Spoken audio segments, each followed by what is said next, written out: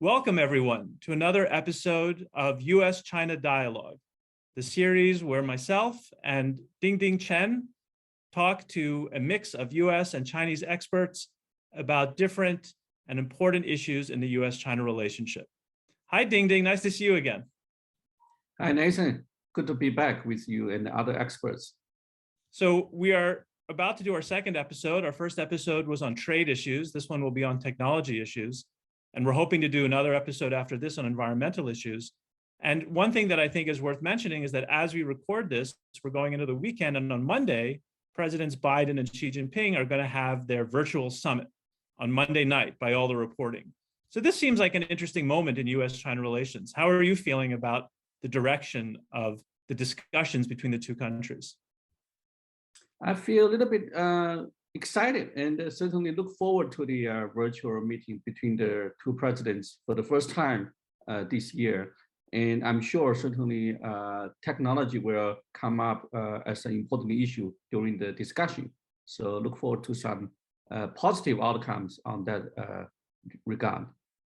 It seems as if the direction that things are moving is one in which there will be some areas where there will continue to be competition, hopefully not conflict, but certainly competition, but then some other areas where there might be more collaborative dynamics. And we just saw the US-China joint statement on the environment coming out of the COP26 meeting. So environment clearly will be an area where there's some possibility for collaboration. Technology, my guess, and we'll explore this with our guests in just a moment, will be more an area of competition. It's hard to imagine as much collaboration in this area, but who knows, maybe our guests will tell us something different. Yeah, let's bring up our guests. Let's bring them up.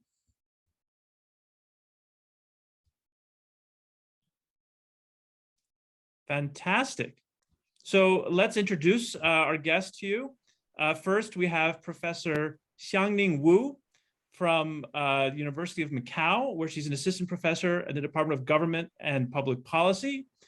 She has her PhD from the University of Birmingham in the United Kingdom, and her research focuses on Asia, Pacific regionalization, China-US relations, and international political economy. Welcome, Xiangning. Hi, very happy to see you all. Next, we have Paul Triolo, who is the practice head of Geo-technology team at Eurasia Group. His team focuses on global technology policy issues, cybersecurity, internet governance, ICT regulatory issues in the emerging areas such as 5G, artificial intelligence, fintech, so on and so forth. He has a really rich background and a very rich experience in all these areas. Welcome, Paul. Thank you, Dingding and Neysun. Really excited to be here this morning. Great time to be talking about these really complicated issues. And coming to us from the metaverse, which we're very excited about. Yes, deep in the metaverse. I like the background. And we also have Sam Tsai, the founder and CEO of Prism think tank, a think tank focusing on legal and policy issues in the internet industry with the global network. He's the former director and chief researcher of the Law Research Center at the Tencent Research Institute. And he teaches the master's course on cyber law at the Communications University of China. He's also been a visiting scholar at the Yale Law School China Center, which I've spent some time many years ago as well. So we share that in common. Welcome, Sam. Thanks so much for joining us. Thank you. Hi, everyone. I'm looking forward to the discussion. So let's jump into it. And probably the first thing to talk about is how we got to this moment of great intensity in sort of US-China tech competition. There's lots of different areas in which we see, whether it's Huawei, 5G, supply chain, chips, all the things we'll be talking about, semiconductor chips that we'll be talking about in this discussion. And a place to start might be just to say, how do we get here? What are the things that have happened in recent years that have taken us to the current moment that we're in? Maybe pose this first to Paul. Maybe Paul, let's from a US perspective, what are the things that you think have happened in recent years that have brought us to this moment of extreme, competition, whatever word you want to use to describe the current moment that seems so fraught? Intense competition seems appropriate, Nathan.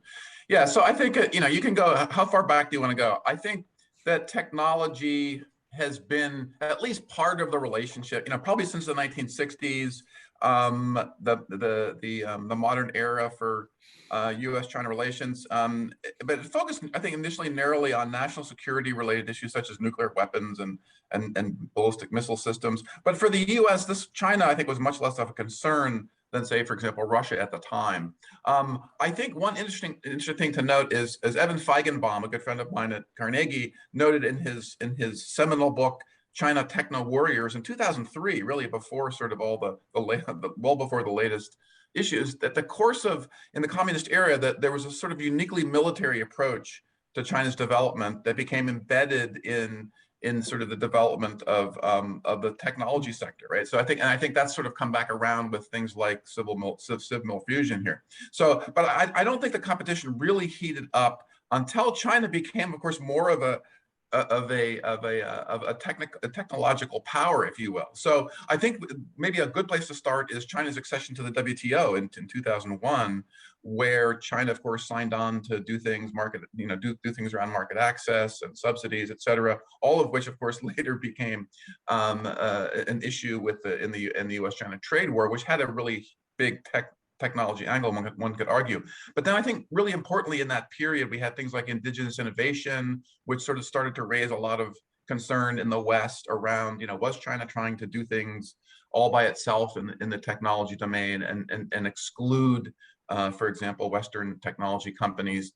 And then also during this period, you had the rise in China of companies like Huawei that you mentioned and ZTE, as sort of Beijing supporting the development of a sort of domestic telecommunications and equipment industry, which would later become very important.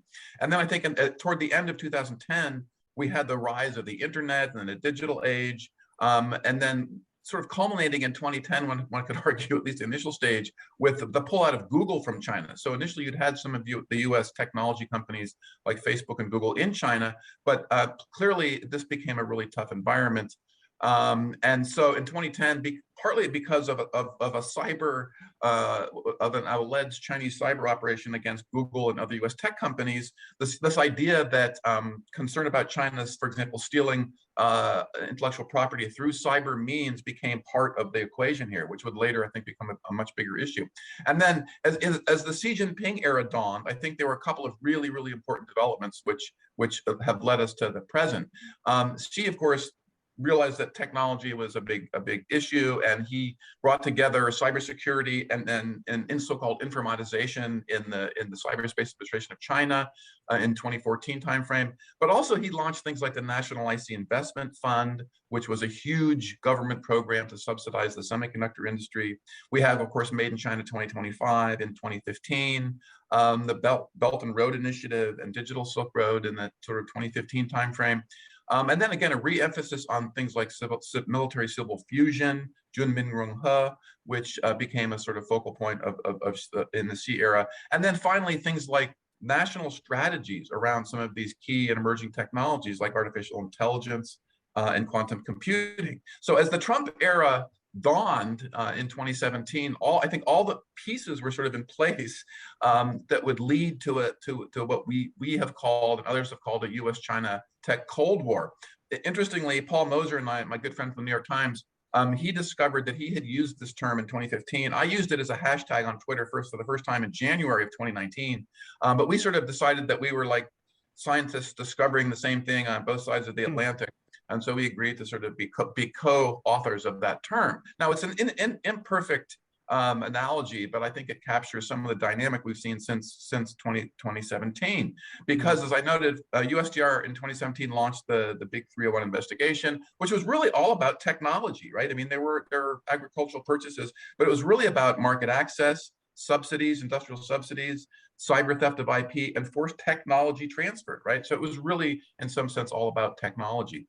And there was, again, the sense that China was not living up to its WTO obligations. And so that's been sort of the epoch we're in right now. And then I think the couple of other key memes here is that the growing sense that China was now leveraging technology in ways that were inimical to Western values. So these memes like the surveillance state, ideas that China would use emerging technologies like AI and quantum computing to do bad things. So that meme has taken hold in Washington, I would argue, in a really big way. And that's something that I think we can talk about further.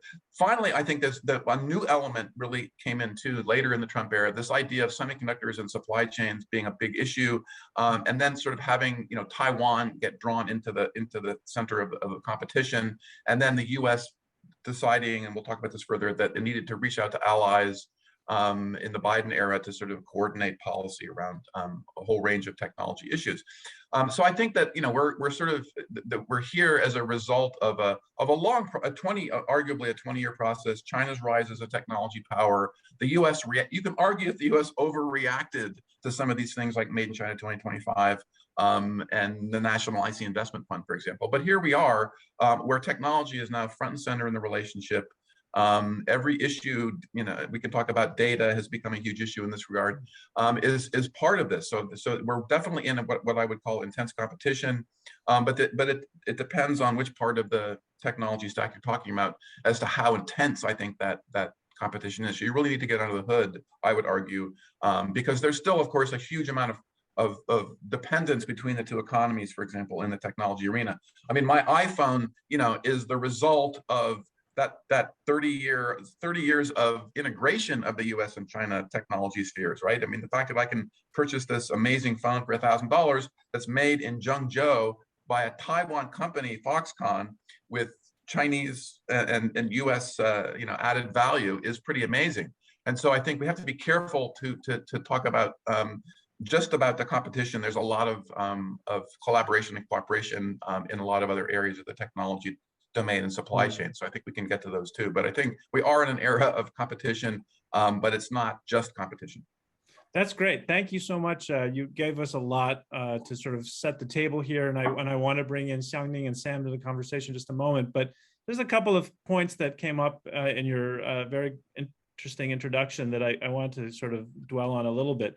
One is, you very interestingly went back to the accession to the WTO, and it occurred to me that the timeline we're in is a timeline in which China's accession to the WTO and China's joining the global economy and all the different things that sort of flow out of that, including all the foreign investment in China, all of that coincides with the rise of the internet and this whole sort of new area of technology for every country.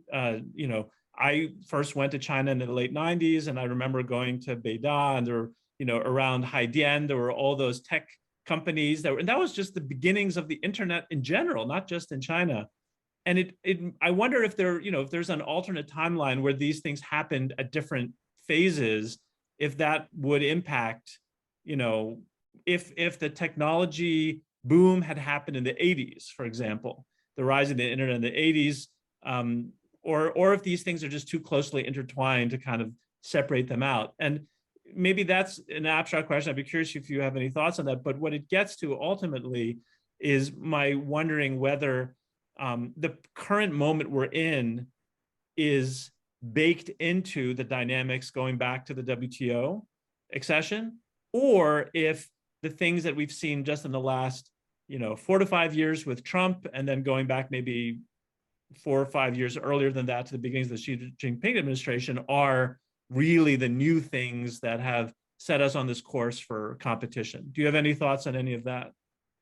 Yeah, so that's a great question, Neysun. So I think it's a combination of what you talked about there. It's the process, the long process of China's sort of entry into the global order and across a range of areas, whether it's trade or technology, and then of course the rise of the digital age here. And I think I tried to get at that a little bit. I think the concern, of course, in China was to not be dominant, not be reliant on a dominant sort of U.S. technology ecosystem. And so part of that process has been, how does China both become a player globally in supply chains and in all parts of the sort of digital ecosystem, while not becoming too dependent on Western technology and sort of developing its own capabilities. So that dynamic has also been at play here. And I think that gets to the issue of whether the West, for example, has overreacted to Chinese aspirational documents like Made in China 2025, for example, which some took as China wanting to dominate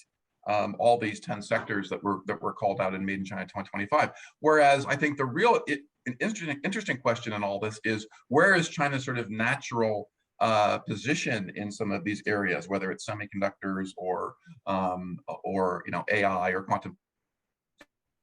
Where are Chinese companies and will fall into the global sort of division of labor on these going forward? And I think that the problem has been that particularly in Washington and in other, you could argue, European capitals, the sense is that China wants to dominate these sectors, wants to dominate the technologies of the future, and that has raised concerns. And I think there hasn't been a really good dialogue about, what does that really mean? How aspirational are Chinese leaders in this regard? And where does China fit into this? I mean, China started from nowhere in semiconductors, for example, and it's going to have to be a big player in this arena. And it's probably not going to dominate the sector. I mean, there's no way, for example, that China can dominate in semiconductors, but it will be. But Chinese companies will be players in that sector. So the discussion in the West, I think, is focused more on China wanting to dominate these areas, and I think it should focus less on that and more on sort of how should China fit into the global division of labor, and adhering to global best in the process, adhere to global best practices, whether it's around data or around subsidies for its semiconductor industry. So that's really the nub of the problem. I think that the dialogue now is all sort of on the negative side, not on how does China fit in. And so we should come to that in the course of our conversation, back to this point, and sort of maybe some ideas there. But let's bring in our Chinese guests into the conversation. Maybe start with Xiangning. Xiangning, do you want to reflect on the story that Paul has told from a U.S. perspective? How does that look from a Chinese perspective? Would you amend the story? Are there other aspects of it that you think are more important, less important? The floor is yours. Okay, thank you very much. I agree quite a lot to what Paul just mentioned. Actually, Paul just at the very beginning of his remarks, he mentioned what happened in 1960s and 1970s. That is exactly what I want to mention, but I'm not going to trace back that early. I want to trace back around the 1990s, actually. We all understand that around the 1980s, China and the United States, we actually had a relatively peaceful time with respect to this technological communication and an exchange, even quite short-term time. However, around 1990s, if we still remember the Cox report and the Wenhou Li case. So those two things are just remind us that actually the United States has always been quite concerned and highly alert about all those core technology and whether those core technology will be applied and connected to the military industries and defense industries. But the point is that why around 2015 or a little bit earlier, around 2013, this issue suddenly turns out to be a quite important one. My argument, or in my perspective, I believe that it's all related to the following factors. The first is that whether the strategic rationale really depends on the strategic rationales, which means that the overall Sino-US relations, so whether it is positive or whether it's more peaceful, whether it is more collaborative, competitive, or rivalry. The second one is much more important, which is whether the China's economic development is still in line with the Americans' expectations and Americans' arrangements. If it is, so that is fine, but if it's not, the story will be different. So I think the second factors will be even much more significant for us to reflect why or where the trade dispute or technological confrontation coming from. And Paul just mentioned that is my understandings on this regions of this trade dispute or technological confrontation. Of course, if we started from 2001, when China started to be the member of WTO, I cannot just think that the trade dispute and the technological competition is a consequence of all of those accumulation of piles of factors, including, for example, 2008 and 2009. Those moments just remind the United States that when the United States just suffer from this financial crisis, well, China suddenly turns out to be, China is possible to be part of G2. And later, around 2013, China proposed BRI and AIIB. And later, for example, our quite a little bit more assertive actions in East China Sea and South China Sea just reminds the United States that we need to make some kind of moves or actions. So I rather believe that the technological confrontation or trade disputes is kind of the outcome or consequence of those historical accumulated forces or powers. That's interesting. So that goes back to the discussion that we were having with Paul just now, this question of whether, I guess the framing now that you're putting on the table is it's not so much that the tech issues are driving the competition, but the larger environment is creating a competitive dynamic and the tech issues are there. It's almost like a chicken and egg kind of story. Yeah, I think so. I think I remember that last year, the beginning of last year, when Chinese people still suffer from these pandemic diseases, the Nancy Pelosi, in her speech, he mentioned that it's never been a technological issue. It's actually related to politics, or economic, and values. So even now we are talking about technological competition or cooperation, but still all those key factors is just a kind of we have to combine all those factors together to integrate all those factors into the picture to figure out. Yeah.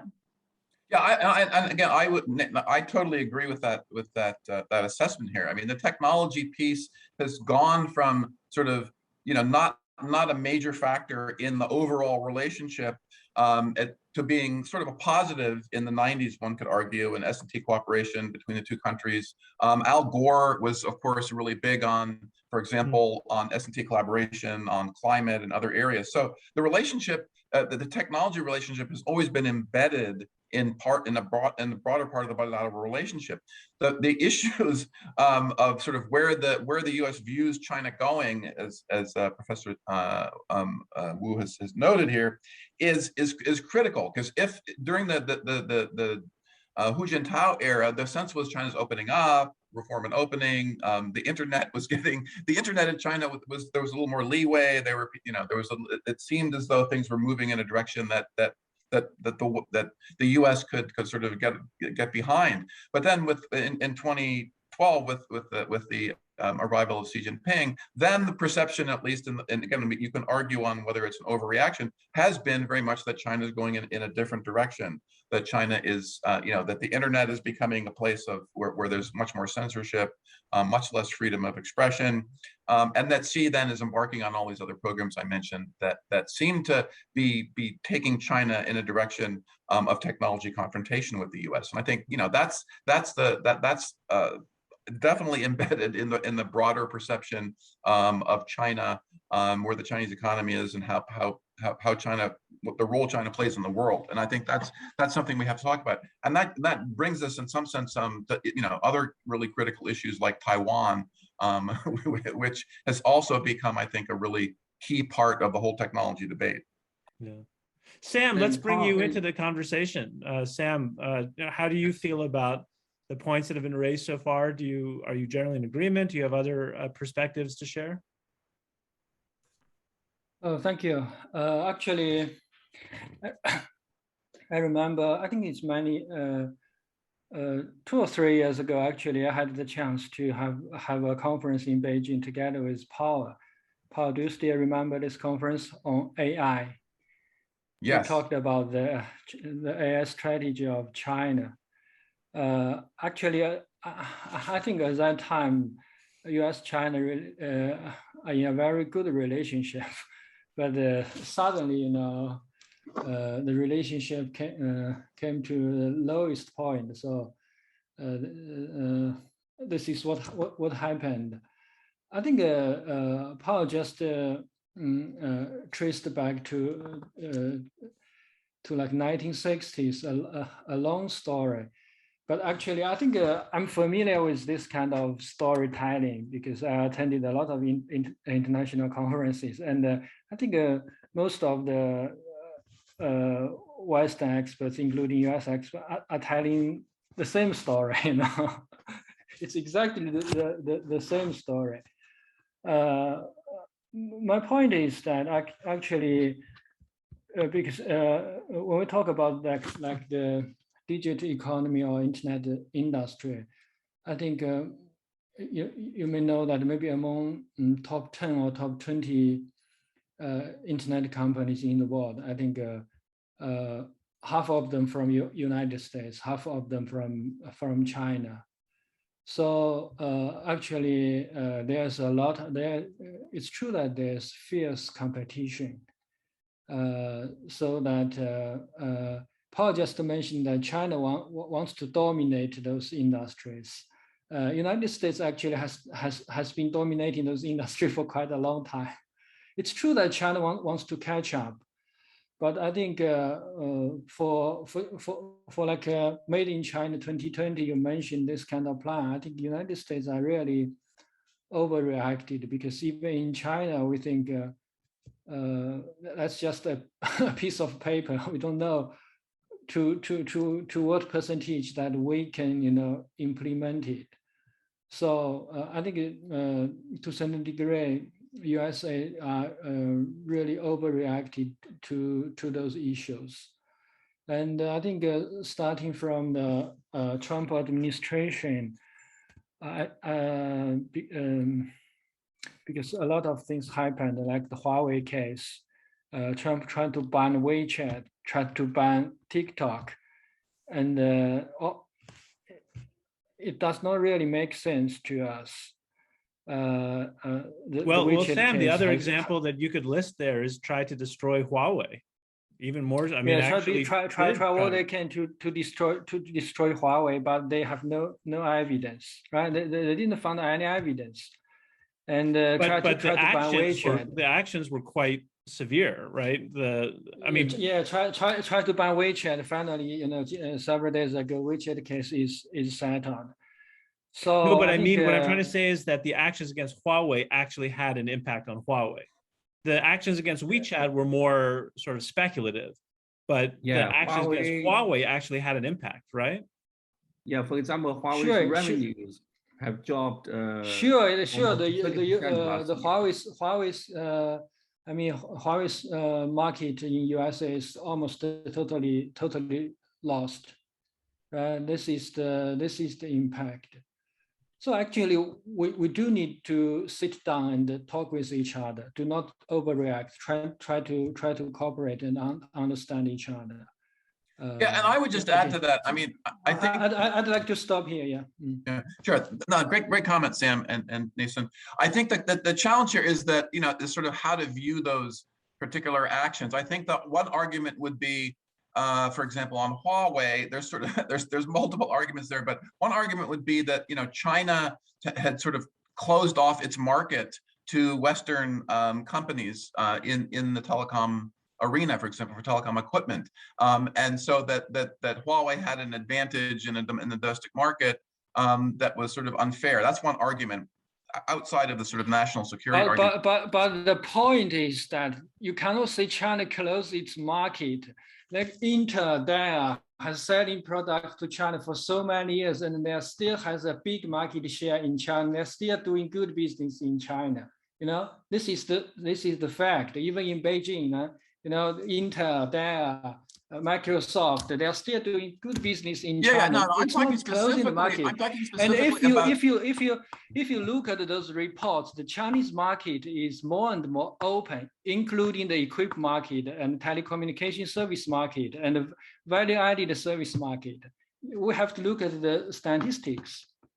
Well, again, I'm not saying that those justifications are necessarily correct, but I mean, companies like Ericsson and Nokia have very, very, very small market shares in China, although they do have some market share. And then in areas like social media, of course, the ban on TikTok, many are arguing that, okay, well, in China, Facebook and Twitter and other US companies can't operate in China. And so why should the US allow Chinese companies to operate in the US? So I'm just saying that that's at least an argument that's out there. Now you can discuss the merits of those cases, but China's market, particularly in the content arena, including things like social media and including things like cloud services, for example, is a very restrictive market. And so that's one of the areas that that was a discussion at the trade talks in 2019, was trying to open up, for example, the cloud services market. That ran into a lot of issues, of course, over licensing cloud service providers in China. The interesting thing is that you mentioned the cloud service in China. Actually, many years ago, I talked with the USA delegation as the representative of Chinese government in WTO to talk about the market access of cloud services. And now even today, like Amazon Cloud or like Microsoft Cloud, they are already in China. So you cannot say the market is, if you study carefully the Chinese legislation, the market actually is open to them and they are actually doing business in China. You know, I think we have had an excellent introduction session. We have covered the history and why and how we have gotten here. I just wanted to maybe add my sort of 2 cents here. I think another reason that we are in this competition era is, in my view, because technology is now widely viewed as, by all governments in the world, as the future, maybe the only driver of economic growth, right? We are in the 4th sort of generation of industrial revolution. Of course, the 3rd generation being the internet economy. That's more or less maybe the old history now. In the future, we have big data, cloud computing, artificial intelligence, 5G, 6G, 7G, or maybe 8G, right? So that's the reason why every government around the world is so nervous and also competing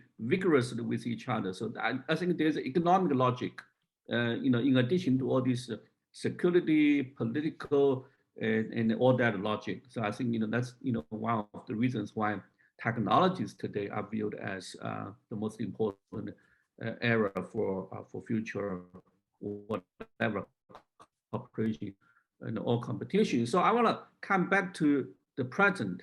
So with Biden, in office for almost 10 months, and how do we assess the situation now? We know, there's still competition, but there's also cooperation. Scientists from China and the US are still working together, maybe at a less frequent level, but still they're working very vigorously with each other. So how do our experts assess the situation now? Do we see more sort of competition?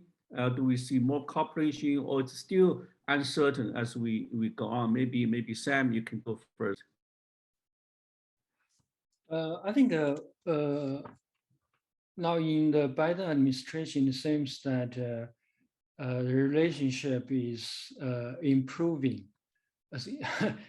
Just you mentioned that, I don't know, it's Monday, the President Xi will have the virtual meeting with President Biden. And yeah, I think both sides are trying to talk with each other. This is really a good sign. But also, sometimes it's also confusing for us. For example, in the technology sector, just several days ago, the FCC revoked the 214 license of China Telecom. 214 license is the license for broadband operation in the United States. So actually, this is a huge blow for China Telecom, because China Telecom has been operating in the United States for so many years, and suddenly they say it's because of national security issue. This also does not really make sense to us. Yeah, I'd like to hear the opinion of Paul. What's the real reason here? But generally speaking, I think during the Biden administration, I think the situation is much better, and we hope it is much better. Yeah. I would add here a couple things. So first of all, I think to step back, I think that the Biden administration has continued. First of all, it's continued some of the policies that were that were adopted in the Trump era. So the revoking of, for example, of China Telecom and China Unicom's 214 operating licenses, that process was started almost 2 years ago, more than 2 years ago, under the Trump administration. So it's tricky because across the board, there have been some policies that have been continued around things like export controls, whether you're talking about Huawei or other Chinese companies, investment reviews under the Committee for Foreign Investment in the U.S. But of course, the Biden team did revoke the executive order that the bans on WeChat and TikTok, and replace that with a requirement that the Commerce Department study how to approach that issue and provide remedies for that issue, because there's still concern, for example, in the U.S. around the access to data that TikTok and its 100 million U.S. users might provide, and that's an ongoing issue that we'll see more movement on that next year. But then there's two major new areas that the Biden administration has focused on in the technology domain. The first is focusing on U.S. innovation. So right now, the U.S. Congress is debating how to fund the CHIPS Act, which will provide investment and incentives and grants for semiconductor companies to build advanced fabrication facilities in the U.S. So already TSMC from Taiwan broke ground earlier this year on a fab in Arizona. And so that's going to be a big push domestically. And of course, there's a China angle there. There were arguments that the U.S. should be helping to subsidize the semiconductor industry in part because China does. Other advanced countries also So actually, do. Paul, on that, I want to Mhm. ask you. I just want to underscore that, and maybe this is not a fair framing, but there is a kind of an argument out there, which is along the lines of, isn't it ironic that so much of our criticism of China is of its support, the state support for these industries, and our sort of approach now is to promote the same kind of state support for the industries on this end, while we're continuing to criticize China for state support on their end. Again, that may not be entirely fair framing, but that kind of argument is out there. Right. It's not entirely a fair framing. This kind of joke saying that United States build a lot of ports, all over the world. But when China started to build the port, the United States start to question China. Why do you build a port? No. You know what I mean? Yeah. No. I get the argument, but I think USA has been supporting the tech industry for so many years, but suddenly China support. You say you just cannot do that. How can you do that?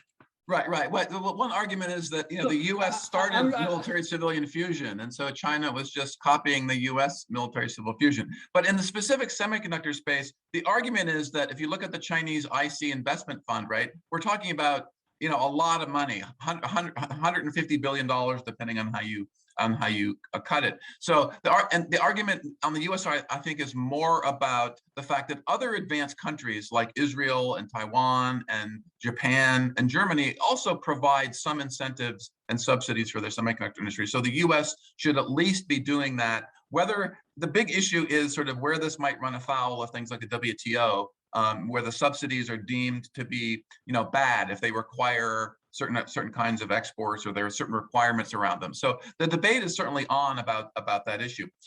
So in the U.S., the focus is on domestic innovation, and the second one is reaching out to allies. This is a different thing. If you remember, in the Trump era, it was all about U.S. acting unilaterally, but the U.S. is reaching out to the EU as part of the EU-U.S. Trade and Technology Council, for example, and the Quad with Japan, Australia, and India. And so the effort there is to form technology-based alliances, again, with an eye to China. So all the working groups under the Trade and Technology Council, for example, are tackling issues that have a China-related nexus, whether it's investment reviews or export controls or supply chain security. There is definitely a China angle to that. So I think that's a big difference from the Trump era, those two things. But the debate right now in Washington, in the run-up to next week's summit on Monday, and beyond that, is still how to deal with some of these technology issues related to China. And part of the challenge is that the U.S. system, for example, the U.S. export control system, was designed in a different era when the national security issues, for example, around technology were fairly clear. Issues like weapons of mass destruction, companies supplying certain kinds of components to companies that might be involved in weapons of mass destruction. Now we're in an era where there's this whole area of dual use technology like semiconductors, AI, quantum computing, where the national security implications are not always very clear, and national security is sort of bleeding over into economic security because of competition, the perceived levels of competition, for example, between the US and China. So the US government hasn't really articulated yet what its goals are in restricting technology, for example, from China. So if the Huawei case is a good example. If you talk to people in the Trump administration over the last 2 years, they'll give you seven or eight different reasons why Huawei was put on the entity list. Everything from from more obvious national security issues to things like we're trying to stop China's 5G rollout.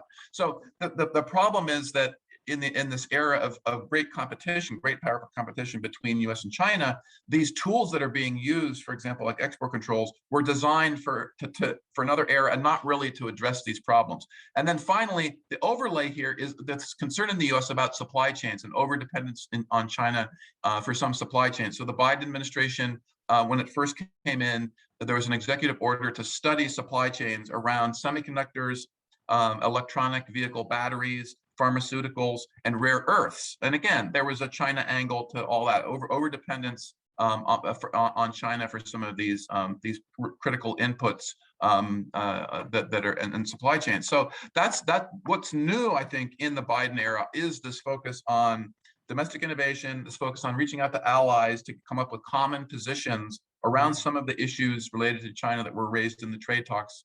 And then also this focus on supply chain security and reducing US dependence on inputs from China in these key sectors. So those are the big differences.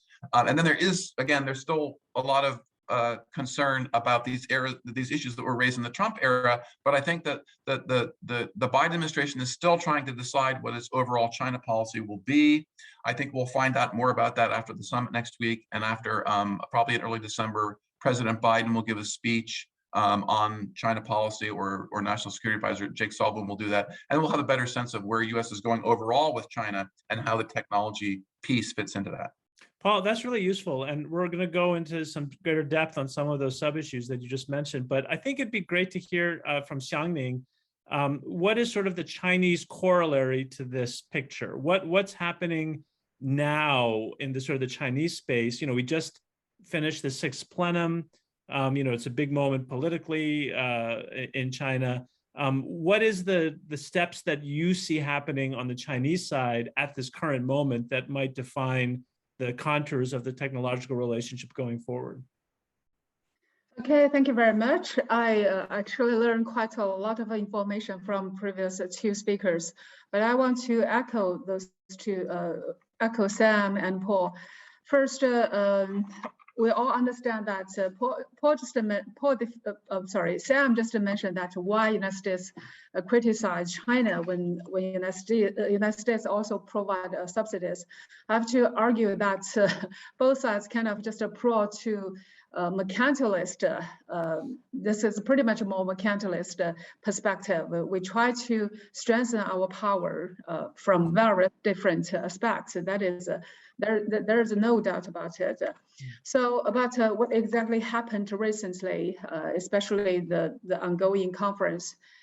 Actually, if we pay quite close attention to what exactly happened with China's technological industry, maybe in the spring, the 14th 5-year plans already give us a quite clear blueprint for the future technological related industries and sectors.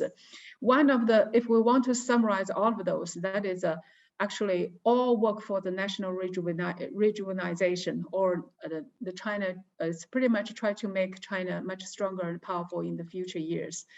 So based on that, or centered on that, the Chinese government is trying to realize the self-reliance by catching up. This is all centered on all the policies. For the purpose of that, the Chinese government will further strengthen this national supported program programs, including the subsidy, including the fundings, including the 7% national research and development investment on all the key aspects of those, including semiconductor, including quantum computing, all of those. So what I want to emphasize here that when Americans started to expand or further strengthen his mercantilist policies or try to counter against China, that is kind of just a corner China or push China to the other side of the spectrum, which means that China has to defend ourselves. Even we do not want to, actually, Paul just mentioned that we want to dominate. We do not want to dominate. We just want to make sure that's pretty much we can realize the self-reliance to secure our national interest. It's pretty much like the United States now. You argue that you want to make sure the supply chain's resilience. I think that they share something in common. We do not want to dominate. We want to make sure we have the capability to have this self-reliance power when something, for example, this kind of a semiconductor issues happened. So that is what we really want to do. However, if the United States are further to strengthen or corner China, well, I have to say that we need to we have to bring another key issue here, which is quite a strong Chinese nationalism. I'm pretty sure that you all heard that for Chinese people, if we recognize there's some kind of a common enemy or common threats, that will stimulate Chinese, this kind of we are going to have the inner power to unite together to fight against the so-called or kind of power against us. That is actually the key factor. That is one factor I want to add it in the picture.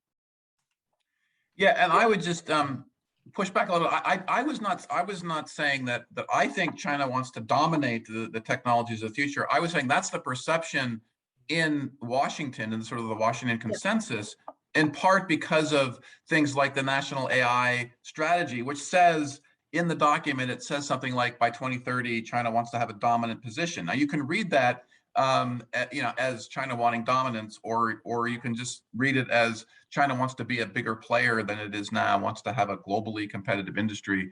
But I think that the perception in some circles in Washington is that China is seeking dominance in these sectors. And I think you're right to say, certainly in semiconductors, Chinese companies are very capable in areas like design, but in terms of manufacturing and manufacturing equipment, China is far from being a dominant player, but has come, even though it's come quite far over the last 20 years in those sectors. So I think you have to look at each sector and say, what are the how does again, getting back to one of my original points was, how does Chinese companies fit into sort of global value chains and global supply chains?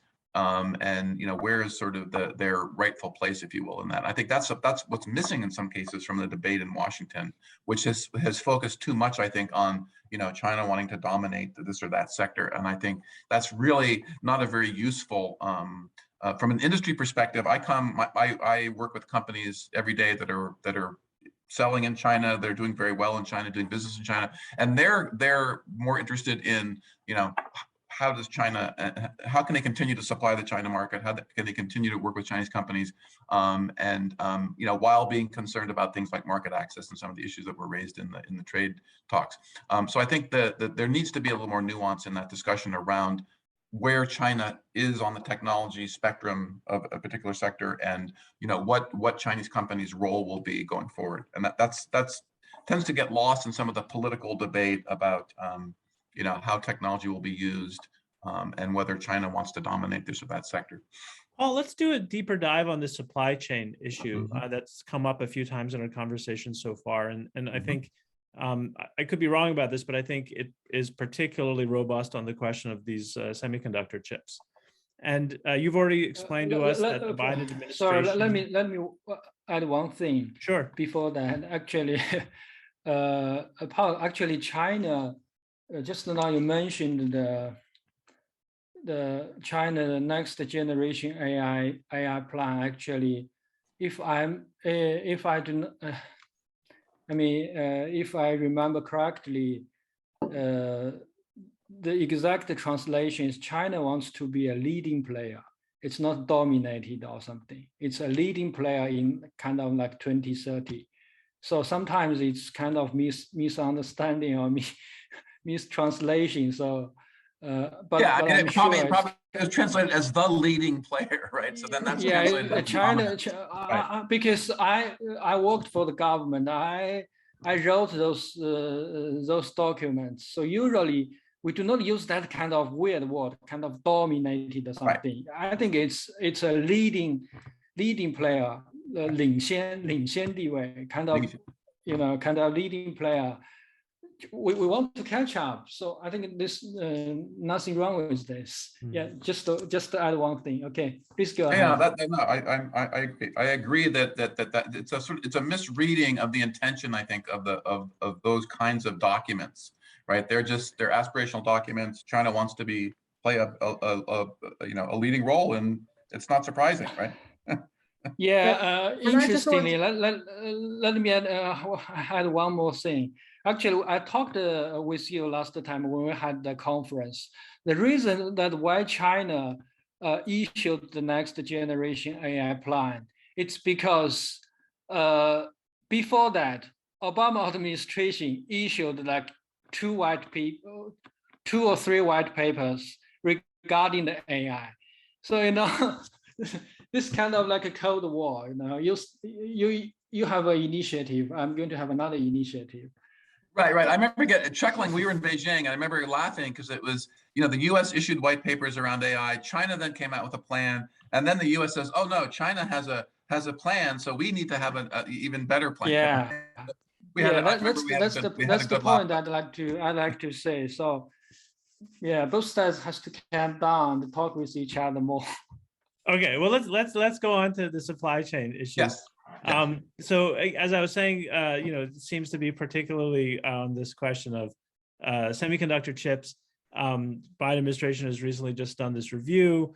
One of the dynamics that Paul has seemed, to me as somewhat of an outsider to these issues, has seemed clear, is that there's a tension between what the US semiconductor companies want in terms of their market, and the concern that China can, if some of those dynamics are left unchecked, China could, use that technology to then build up their own semiconductor industry, which, as you say, they don't have now. But there is this concern, I think, on the US side that if China were able to develop a semiconductor industry on its own, that would be concerning to us. And so, maybe Paul, you could start off by saying a little bit about this and put it again in the framework of this dialogue about decoupling, right? In the Trump administration, this terminology of decoupling became very popular, and there's a certain argument that we should decouple or that we are decoupling. Others would say, no, it's not possible, but maybe there was some movement in that vein. And then now, U.S. Trade Representative Catherine Tai is talking about recoupling. So it almost implies that there was a decoupling, or maybe recoupling just means we reimagine these things. So maybe you could speak to all of this first, and take us down the supply chain rabbit hole, as it were. It's quite a rabbit hole, yeah. So I think semiconductors have become a big issue for a couple of different reasons. I mean, the bottom line is the U.S. controls a lot of the supply chains, particularly for semiconductor manufacturing equipment. So it has a huge ability to influence that part of the equation. And of course, China has come from pretty much nowhere now to being a significant player across the semiconductor value chain. And that's the other thing. It's tricky. I mean, there's a lot of there's design, there's production, there's advanced packaging and testing, and there is manufacturing equipment. China traditionally has been very far behind in, for example, the semiconductor manufacturing equipment arena, where U.S. companies and Japanese companies and European companies dominate. In the design side, though, Chinese companies have done very well. Huawei, at one point, before the U.S. Restrictions, was designing semiconductors at the most advanced nodes. They were competing directly with Qualcomm and some of the leading U.S. companies. But of course, they were relying on manufacturing those semiconductors in Taiwan. At TSMC. So part of the challenge here is that the industry has evolved over the last decade in particular, where the advanced players, the most advanced nodes are really down to 3 companies: TSMC in Taiwan, Samsung in South Korea, and Intel in the US. And so China has a competitor in that game, SMIC, which is a very capable company based in Shanghai. But the US government has restricted SMIC's access to the most advanced lithography equipment, and the enhanced ultraviolet lithography. So SMIC is sort of stuck in a certain level somewhere between 10 and 14 nanometer kinds of production, which is a fairly mature production, but still used in a lot of areas like automotive applications. So the world is sort of, the semiconductor world has evolved to a certain point, and Chinese companies now are, the Beijing, of course, is eager to reduce dependence on U.S. companies because of issues like Huawei, where that was a significant wake-up call, where to the point where Huawei was a very successful company, ZTE also, but they were very, very heavily dependent on U.S. semiconductors or semiconductors manufactured in Taiwan. So just on that, just to be clear about that, especially on Huawei, my understanding is that essentially, without getting the U.S. semiconductors, they had to redesign. Their phones were deeply reliant on the U.S. semiconductor technology. And one of the questions is, can Huawei find a way around that going forward to survive as a company? Well, no, the problem is they can't, because, and it depends on that. They have the 4 different business lines for both the smartphone, the handset business, and for the 5G base station technology. For example, the core semiconductors in both of those product lines were manufactured at TSMC in Taiwan using U.S. technology. So that's where the U.S. action last year in May of 2020 to extend this so-called foreign direct product rule to Taiwan, and not just Taiwan, but companies globally. Any company using U.S. technology to manufacture semiconductors on behalf of Huawei was required a license to do that. And basically, there was a presumption of denial of that license. So right away, when the Commerce Department issued that directive, TSMC cut off essentially further cooperation with Huawei, and that basically over time will kill or reduce substantially Huawei's ability to compete, because the cutting edge in these areas is critical to keep designing the next generation phone to compete with Apple and with Samsung. And so by cutting Huawei off from TSMC, basically the U.S. government has undermined their business model. They just released a new handset which doesn't have a 5G chip in it because they can't get they can't have that manufactured at TSMC. So it was a huge deal. Now, the big concern, I think, in China is that the U.S. government could extend those kinds of restrictions to all Chinese companies. I just wrote an article for SupChina on Alibaba, which has designed, along with U.S. companies, designed a server semiconductor that they want to use in their data centers. But guess what? That chip is manufactured in Taiwan by TSMC. Now, the U.S. government argument for Huawei was, as I mentioned, was sort of involved multiple different factors. But what's happened more recently is that other Chinese companies manufacturing at TSMC, like Phytium, which is a Chinese CPU company, is manufacturing those semiconductors in Taiwan, and they're being used in high-performance computers, which allegedly were used to help model this new hypersonic vehicle that was tested in August, that has been in the media for the last several months. So the argument now is a little more complicated, which is, why should the U.S. allow Chinese companies to manufacture semiconductors in Taiwan that are used to design or model weapon systems in China that could be used against Taiwan or against the U.S.? So that's where this supply chain issue, the debate is right now. So there's the separate issue of, there's a lot of dependence on Taiwan at the high end for semiconductor manufacturing. 92%, for example, of advanced semiconductors are made at TSMC, and there's a general consensus that that's a bad thing, right? Because of the geopolitical sensitivity of Taiwan,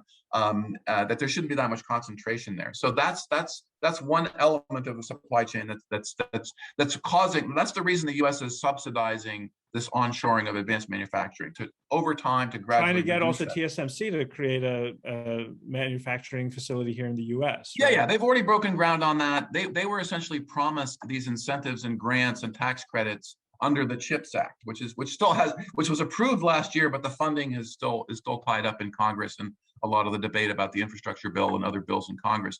Yeah, so that's going to happen. But then this broader issue of where is Taiwan? You know, what's going on in Taiwan in terms of Taiwan's support for both U.S. of course companies in that arena and for Chinese companies is really becoming a big geopolitical issue. And it started with Huawei, but now it's continued with other companies like Phytium. And then the U.S. Congress is sort of hard over on this. So 2 weeks ago, some very China hawk senators and congressmen sent a letter to the Commerce Department saying, hey, you know, that foreign direct product rule should be extended to all Chinese companies that are supporting China's military.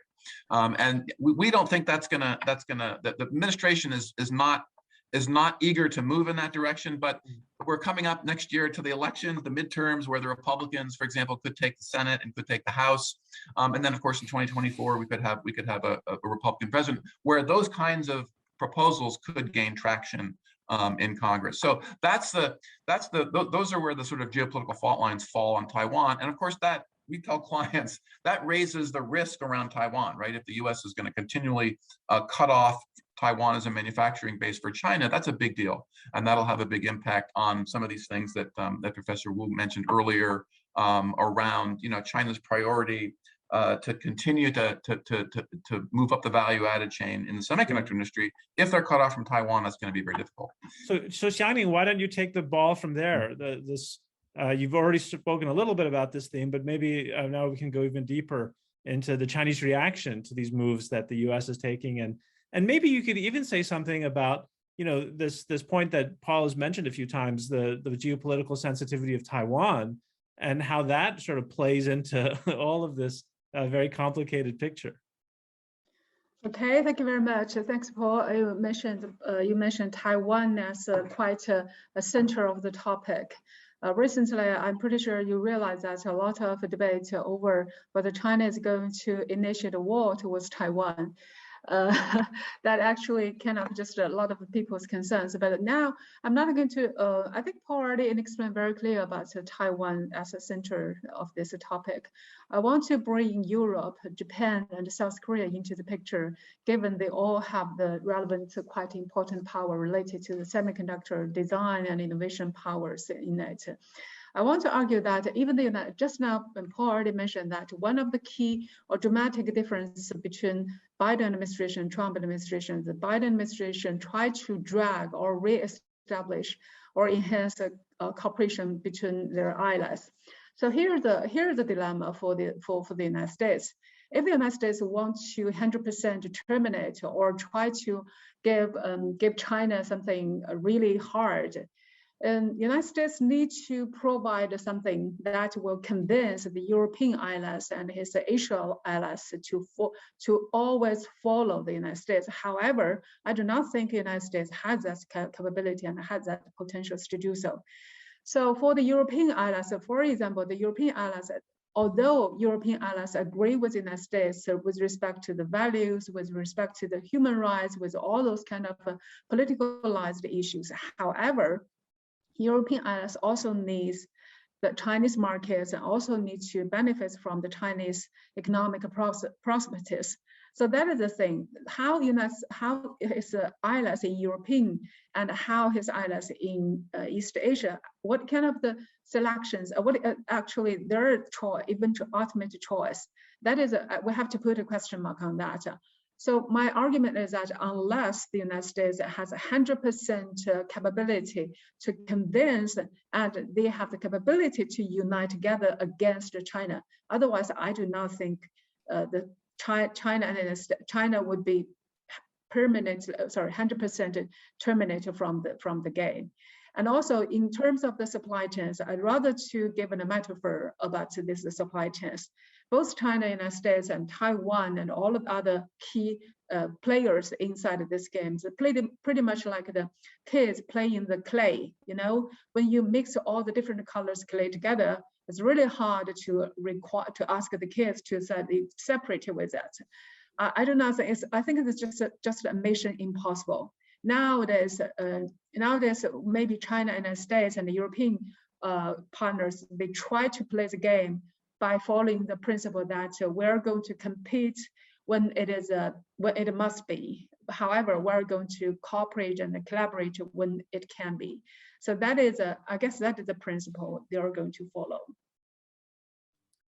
Okay, thank you, Shani. I think tech issue is always a complex issue because it can also involve some other issues in the bilateral relationship. For example, currently, I believe, according to some newspaper stories, there are sort of not exactly a divide among the Biden administration, but sort of a different perspectives within the administration. With, for example, John Kerry advocating for more cooperation with China, particularly on the climate change issue, where others may be focusing more on the security issue. So how do we assess the impact of climate change cooperation on this tech competition issue? Does it positively affect the tech issue or negatively affect?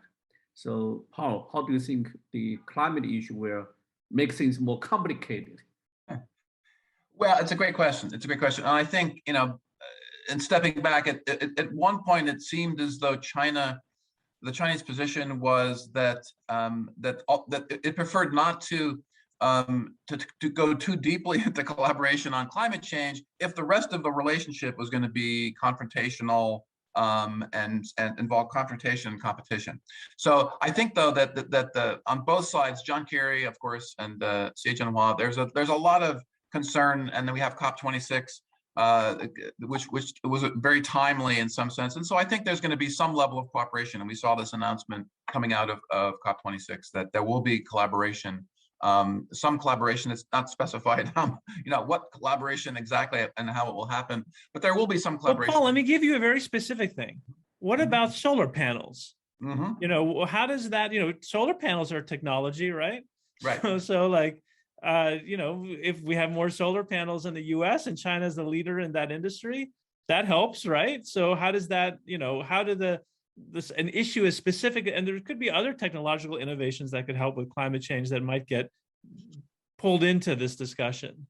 Yeah. I mean, there are lots of technologies but the question is sort of what would this mean in terms of collaboration? Would there be joint research to, improve the efficiency of solar panels, for example, or it's a tricky issue to see when you start getting down to specifics. I think that. But even you say collaboration, but what if we just say no more Chinese solar panels? I mean, is that a possibility? Are we going to try to destroy the Chinese market dominance in solar panels? No, I don't think so. No, one of the issues that's come up, of course, is that a lot of the polysilica for solar panels is coming from Xinjiang, right? Yeah, so that's been a really tricky and tough issue because there has been a lot of movement in that area by the Biden administration to restrict those. Getting back to the supply chain issue, which is is there forced labor or other issues related to sourcing some of those materials. So that's an area, though, I think that could be one for discussion, right? Let's have a discussion around that issue. Let's determine what makes sense in that arena to do. So I think one of the things that could come out of this is a dialogue on that, a dialogue on supply chains around critical inputs for renewable related technologies and things like battery supply chains, which is another big issue, right? That's come up in the relationship and was the subject of this supply chain review was EV batteries. And there, Chinese companies are very innovative, right? CATL, for example, is a very innovative company working closely with Tesla. A lot of other Chinese companies are building battery facilities in Europe and other areas. So China and Chinese companies are key players in many parts of the supply chains around renewable energy and the technology supply chains. So one thing that would be good is if those areas don't come under some of this geopolitical pressure we've seen in some of these other areas.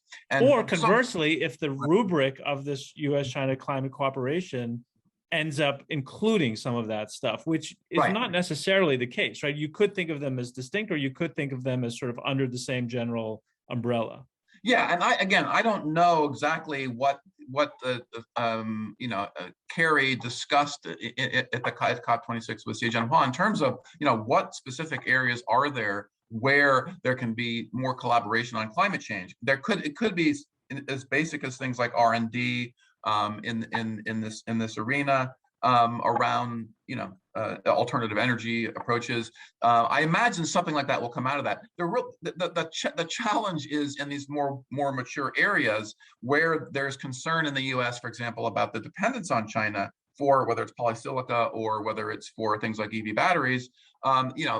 What's the agreement there? Is the agreement to just try to avoid having those technologies come under pressure from the broader relationship, which one could argue would be a good thing long term for climate change, because again, Chinese companies are and U.S. companies are all innovating. Tesla is doing very well in China, in Shanghai, and is working with companies like CATL to push battery technology, and that's a good thing. And so the worst case scenario would be if some of those areas came under pressure from as part of the broader problems in the relationship. And so hopefully that will be one of the outcomes. Will be, let's pursue research on and joint research, for example, in the climate change area, and let's avoid having areas where there's already good collaboration in the commercial sector. One could argue, let's not avoid that coming under pressure. Sam, do you want to weigh in on these issues? Yeah, I think climate change is a big issue, and also China is attached more and more importance to this issue. You know that President Xi mentioned around, I think, according to the calculation, around 30 times after China announced its carbon neutrality goal. We want to be carbon neutral in 2060. So President Xi, after that, mentioned like 30 times. So I think the whole society is putting a lot of efforts for carbon neutrality, including the government, including the companies, and not even like the financial sectors. They have a lot of measures to do carbon neutrality now. What I can tell you is that the Chinese leading internet companies, they are also taking this very seriously, and they are taking actions. Like Tencent just officially announced it is doing a carbon neutrality strategy in January, I think 12th. So I think the strategy, the comprehensive strategy, will be out soon, maybe within this year. So those leading companies are taking a lot of actions to do this. In terms of cooperation, I think there's a lot of things that we can cooperate. This is a huge market. For example, like clean energy technology, and also like CCUS, like carbon capture technology, and also there's a very popular term called energy internet. I don't know whether you are familiar with this, right? Energy internet. This is something quite new. All this kind of things, I think US and China can cooperate in the future. And also, there's one thing I'd like to mention is that Chinese leading company like Tencent is also, I think they are kind of, compared with Apple, Google, Facebook, they are kind of newcomer in this area. But I think they can be very fast. They can be very fast to catch up with those internet giants like Google or Facebook. So you know that Bill Gates published a book, right? I think all of you know that book on carbon neutrality called "How to Avoid a Climate Disaster" this year.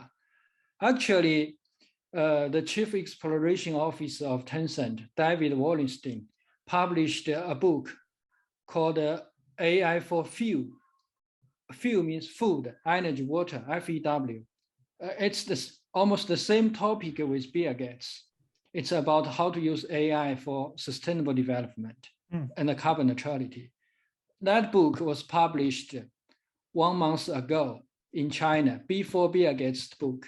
What does this mean? it means that those leading Chinese internet companies, they are also think big and think ahead, sometimes even ahead of United States. Because for those big topics, usually United States is always the first one to move, but Chinese companies are,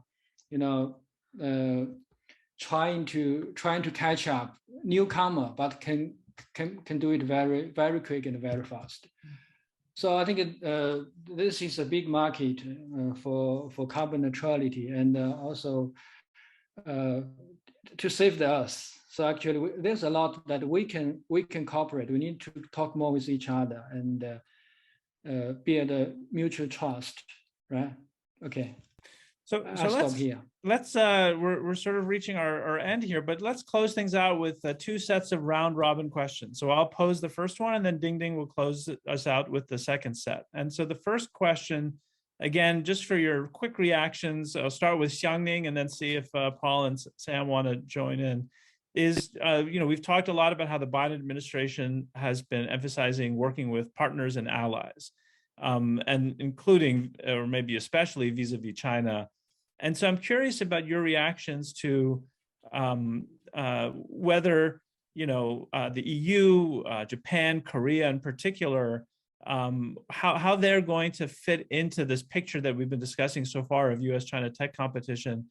Do you think that there's some actual possibility there for the US to kind of work with the EU or Japan or Korea or some combination of all of them, the Quad, to advance its position in this US-China tech competition in an effective way, or are those other places having to find a way to navigate between similar perspectives they might have with the US, but also interests that they have vis-a-vis China?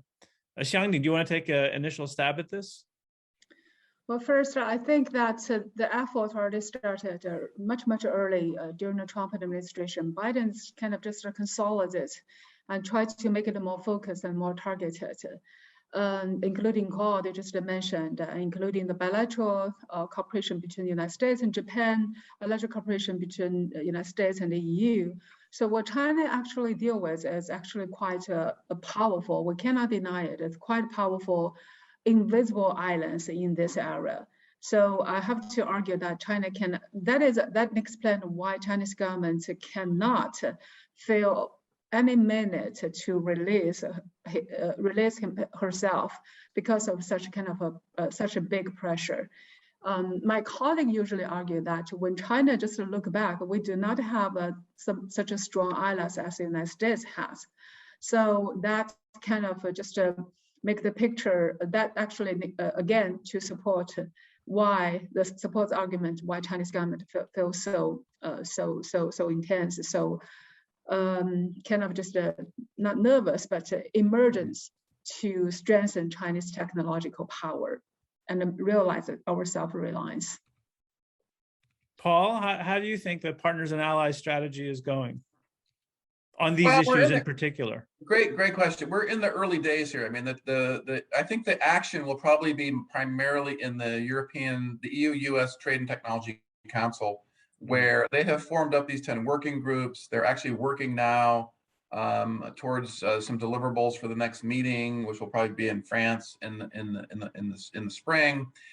So I think that's there's going to be a lot of effort going into this. It's really tricky though, because I think the Europeans are very reluctant to make this all about China. The Europeans do not, and particularly the member states, do not want to make this, Germany in particular, or Germany and France, do not want to make this all about confronting China.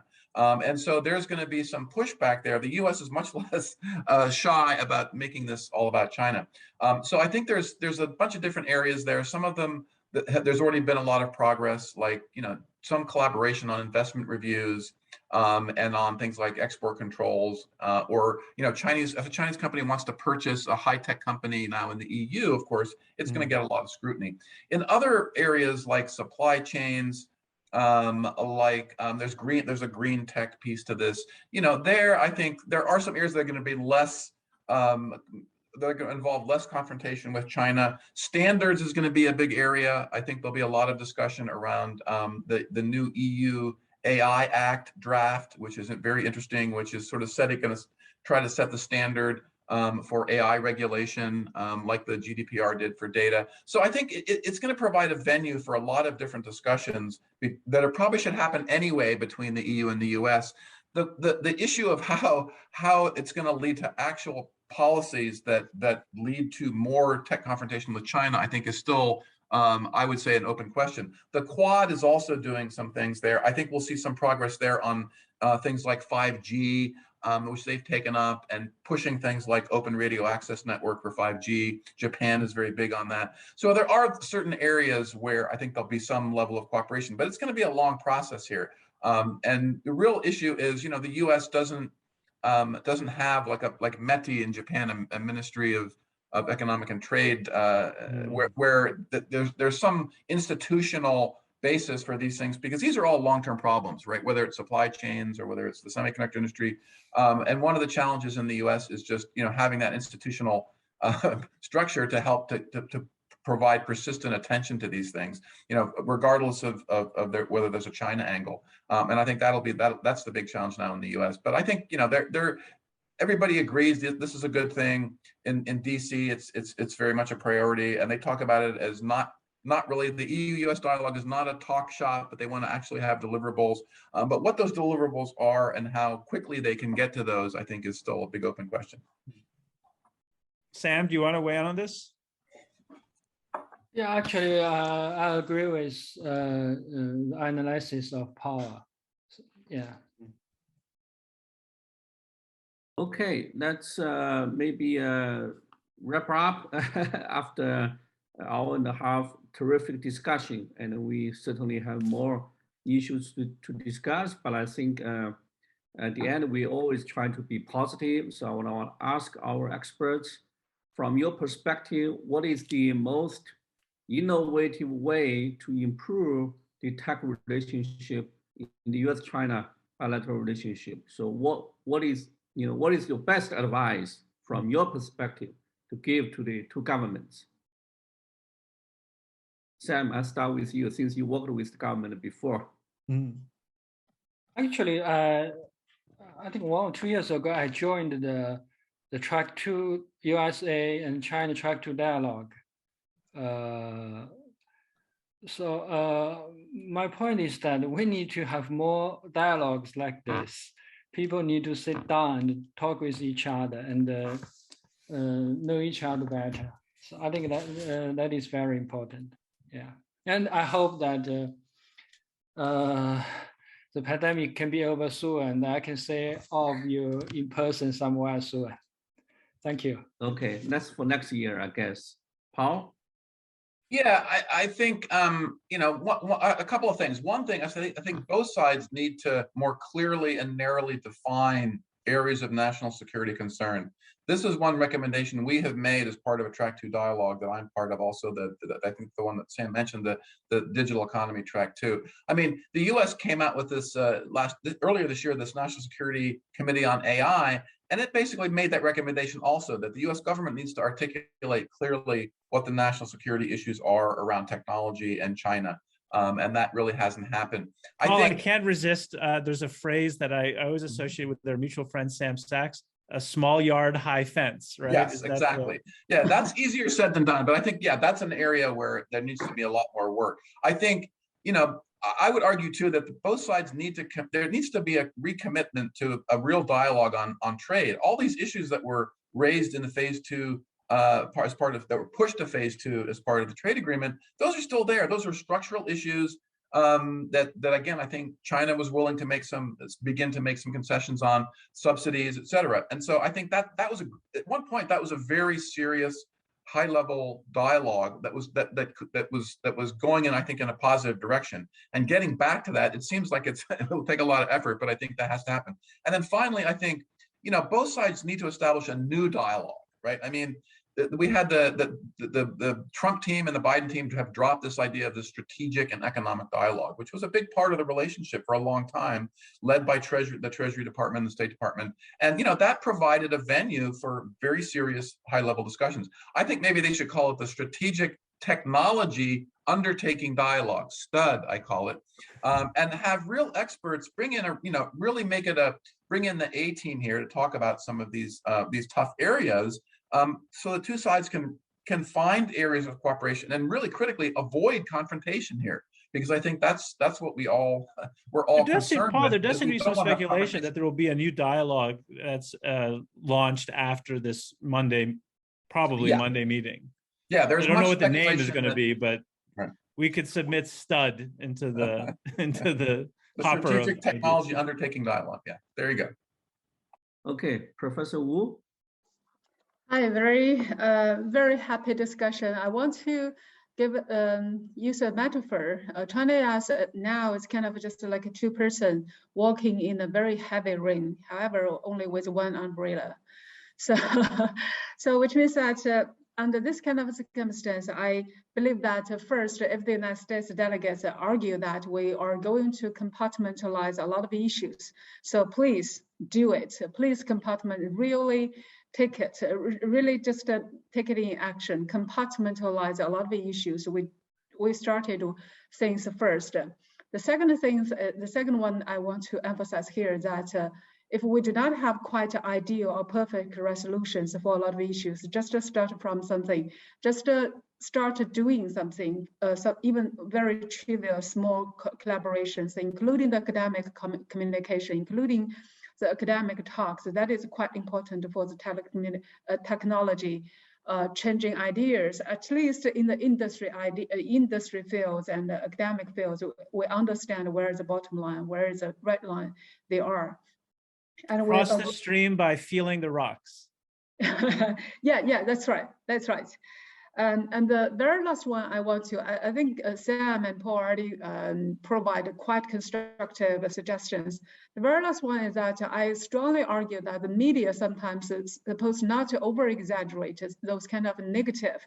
They are supposed to just do the media job. They need to emphasize it, just to notice where some kind of positive gestures or signals already sent out there. For example, President Xi and Biden, they send quite positive signals just to catch it and let the people in both sides understand it and let the politicians understand it. We're supposed to supposed not to over-exaggerate those negative sides. So that is all I want to emphasize here. I stop here. Great. Well, thank you all so much for participating in this conversation with Dingding and myself. We really enjoyed talking to you all, and we hope the listeners, the viewers, enjoyed this as much as we have in recording it. Please enjoy this episode and then stay tuned for more episodes in this US-China Dialogue series yet to come. But that's it for today. Good night, everybody. Those of you in China, and good day to those of us here in the US. Take care. Thanks, Neysun, and great talking to our Chinese colleague. Have a good day. Very happy Thank you, talk. Paul. Great talking with Very happy you. talk. Thank you. Bye.